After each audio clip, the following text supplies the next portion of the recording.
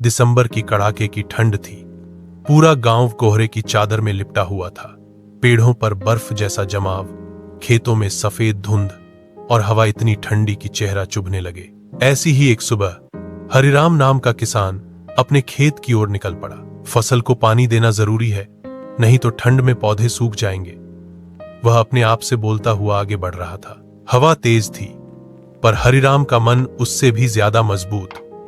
उसने अपने कान ढक लिए, हाथ रगड़कर गर्म किए और खेत की मेड़ की तरफ चला गया। जब वह खेत पहुंचा तो देखा कि पौधों पर ओस जम चुकी थी। हरिराम ने गहरी सांस ली और कहा, अगर आज मेहनत न की तो महीनों की मेहनत खराब हो जाएगी।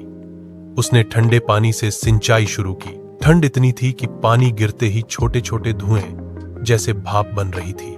हरिराम के हाथ सुन्न हो रहे थे, लेकिन उसका दिल अपनी फसल के लिए धड़क रहा था। थोड़ी देर बाद ठंड से कांपते हुए उसने आसमान की तरफ देखा और बोला, भगवान, मेरी फसल को बचा लेना। इतने में पड़ोस के किसान धनराज ने आकर कहा, भाई चलो पहले आग ताप लेते हैं, फिर मिलकर सिंचाई करते हैं। दोनों ने पास में सूखी लकड़ियों से छोटी सी आग जलाई।